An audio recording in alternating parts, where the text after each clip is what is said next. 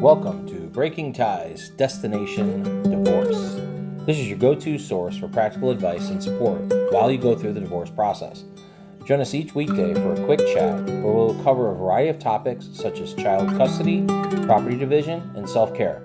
Together, we'll explore emotional, financial, and legal aspects of divorce and help you find the best path forward for you and your family. Here's your host and Certified Divorce Financial Analyst professional, Mike Fulkerson. Hi, and welcome back to day 3 of the Breaking Ties interview series, where we're talking with professionals this week who assist those in getting through the divorce process. This week's a little different, where we're looking post-divorce. We're looking at moving on and reestablishing ourselves on the dating scene. I'm your host, Mike Fulkerson, financial advisor and certified divorce financial analyst professional. And with me today is Patti Warsaski. And Patti is a dating coach and the owner of A Game Dating Coaching for Men and Women.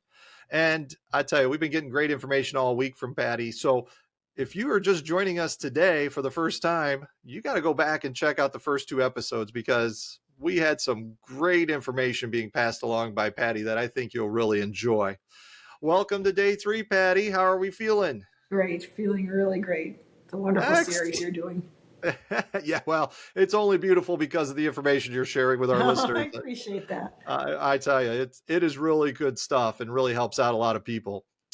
And, you know, as we progress through the whole dating scene here, I think a lot of people, because we got this swipe society and you're just meeting somebody somewhere, I think it's kind of interesting to chat a little bit today about what are some fun and safe date ideas when you actually are going out on a date.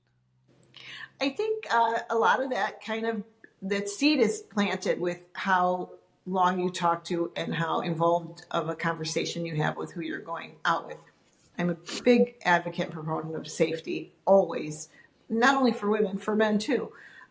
So I think where your comfort zone takes you is where you should go. If your comfort zone takes you to meeting up just at a coffee place and driving your own vehicle and having the ability to leave and paying for your own beverage, that's where you should go.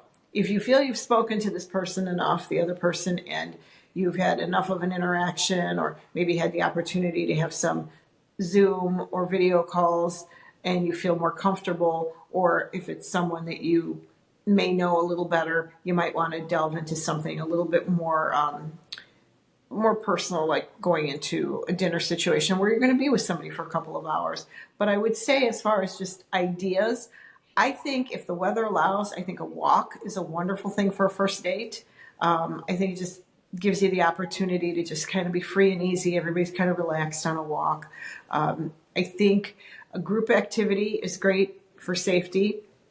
Yesterday I mentioned meetup.com. They do a lot of activities. If you suggest going to an activity together, a lot of times there's live music, which is wonderful for a date. You can do something where you're among other people and you feel safe and you feel comfortable and there's something to talk about. That's the other thing, is try and do something where there's something to talk about. Whether it be you go to a movie and you go have coffee or something after, you've got something to talk about. Or go to a common place that you both like, maybe a museum, something to talk about, something to keep the conversation going. It's not to say that you would be non-compatible if getting a conversation going is a little bit more difficult. Sometimes people just need time to come out of their shells. If you're really kind of just out of the gate of a divorce, nervous. People are nervous. So you might need that time. If you are fall into the chatty patty category and you have no problem talking to anybody and you can do just about anything, but your safety still should be in there, because if you don't feel safe, you're not going to feel comfortable. If you don't feel comfortable, you won't let yourself relax enough to enjoy and interact. And then what could have been an otherwise nice date turns into just a person just kind of getting in their own head. So I think group activities, just to recap, group activities are wonderful. Anything outdoors is great. If you're not an outdoors person, do something that's indoors, but maybe on a smaller scale. Don't commit to too many hours right up front. Right. Yeah, those are fantastic. And yeah, safety is always a number one concern, in today's dating scene. Along some of those similar lines, what are some red flags to watch out for, when you're dating, whether it's through conversation or just through chatting or something like that, I kind of think thing. What are your thoughts? I'm sorry, that one of the biggest things, red flag that I let people know about is when someone is just so adamant and just, let's get together now. Why don't we meet today? Why don't we, that's a red flag to me. Um, Again, also being an instant gratification person, yeah, that all sounds great. Like, oh, it'd be cool.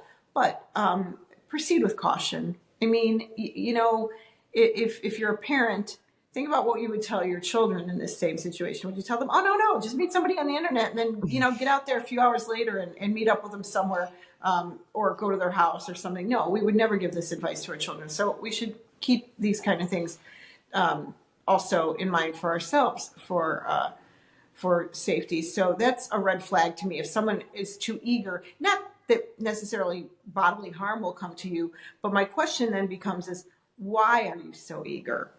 Why is the other person so eager? Is it because they're just not somebody that's on the same page with you and they're just kind of looking for like a quick interaction and move it on? Or is it someone that just doesn't have enough respect for you to get to know you as a person, to want to know more about you before they make a decision to get together? I just think that it's not a really thought through process when someone is too eager to get together with you. I feel like there's an ulterior motive, and there are scammers out there. We know it. I hope no one listening to this has fallen victim to that. But there are people that they may think about something about you or perceive something about you that they think is advantageous for them to meet you right away. And I also think another red flag is when someone wants to know a lot about things that are irrelevant. What kind of car do you drive? Well, where do you live? Do you live in a big house? What do you do for a living? Obviously, you want to share things on a minimal scale like that. What do you do for a living? I'm in sales. If you want to share more than that, if you want to give more information than that, or I'm an attorney or whatever it is, just proceed with caution on those things, at least in those first few interactions, because it's red flags when people want to know too much about you too soon, that don't have to do with who you are and your personality. They have more to do with like the material things in your life. So if someone starts talking to you about, when you were growing up, did you remember ever going to this place or doing that? Or something along those lines, then yeah, now they want to know about you. If they're asking you, what kind of car you drive, they don't want to know about you. That's irrelevant to who you are. They start asking you if you remembered watching a show when you were a kid, or, something about your upbringing or something. That's you. Just try and understand the difference between someone wanting to know about your life and your possessions and someone wanting to know about you personally and the way you think and the way you tick. Yeah, no, that's a great distinction right there. I mean, I never really thought about it that way as far as, who you know versus materialistic things. So I think that's a really good thing to work out. Now, we get to the date, let's say first date, kind of thing, or even just any date. Some do's and don'ts to talk about when you're out on a date. Well, my first don't, I'm going to start with that. So I think anybody who's ever been coached by me or attends my Zoom sessions knows that I am very, very, I stand very strongly on the position is when you're going on your first date, don't bring your exes along. And I mean that figuratively, not literally. One of the things that people have a tendency to do is bring up their exes, ex-spouses, ex-relationships. And I get that it's a common ground and you can commiserate and, oh, my ex did this too and my ex did that. But you're not building a foundation for the two of you to establish your own relationship. What you're doing is you're bonding over your bad ex experiences. So I just remind people it's not a double date. When you go out, there should only be two people on the date. And so if you start talking about the ex, at the end of the night, what does the other person now know about you? They know about a bad relationship history, and they know about your ex. So if I were to say to them, well, what did you learn about her on the date? well, she had a terrible ex-husband and he did this and he did that. Not enough to go by to know if you want to have a second date. So I'm very, very big on that. Not saying it's not okay to bring up, oh, I was married for this many years and we got divorced because of this, if you want to share that information. But just kind of limit it so it doesn't become a back and forth bashing of the exes. And then the evening is over. And how do you really know if you want to see that person again? How do you know anything about them? Because now all you've done is had a therapy session. So big one there. Just remember, those things come out in time. If you guys get along great on the first date, those things are going to come out in time. Of course, you're going to share things like that. But let the first date really be about the two of you. Nice. As far as any do's, I would say a big do is walk out your door to go to that date with absolutely the best expectations. Do not go with the worst expectations. Like, oh, I really didn't want to go to this. I'm too tired. I don't know if I really like this person enough. I don't like that restaurant. Just going into it with that, it's like a self-fulfilling prophecy there. You're going to just have not a good attitude, and it's going to be picked up on. Go in there and say, hey, I'm bringing the best I've got. Let me see if the other person's bringing the best they've got. And somewhere in there, we might have a really fun night together or a fun date, whatever you're doing together. But don't get inside your own head. Do give yourself the confidence. Compliment yourself as you're looking at yourself in the mirror, getting ready to walk out the door. Compliment yourself on knowing that you are really excited and it shows. Just build yourself up because you deserve that whether you're going on a date or not. Always be comfortable in your own skin. So do try to remind yourself that this other person saw something in you and they liked it enough to create this dating situation with you. So play off of that. Say, hey, this person found me funny or attractive or interesting, because you are.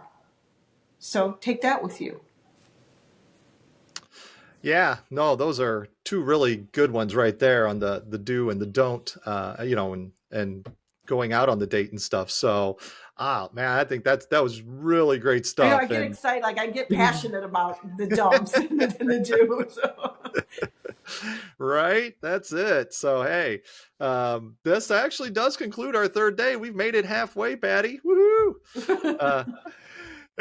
So I want to let our listeners know that we're going to be back tomorrow with another episode, and that episode is going to have new questions and new thoughts and new ideas as we continue our discussion on dating and divorce.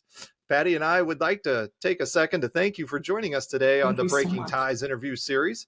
And if you have any questions for Patti, I'm going to have her information over in the description, ways to contact her via phone, via email.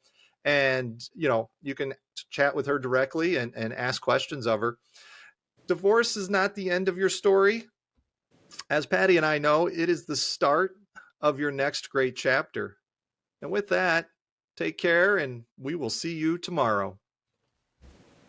We want to thank you for listening to this episode of Breaking Ties, Destination Divorce with Mike Fulkerson. For questions, please reach out to Mike via email in the description or give him a shout at 630-444-1410. Remember to subscribe, like, and follow.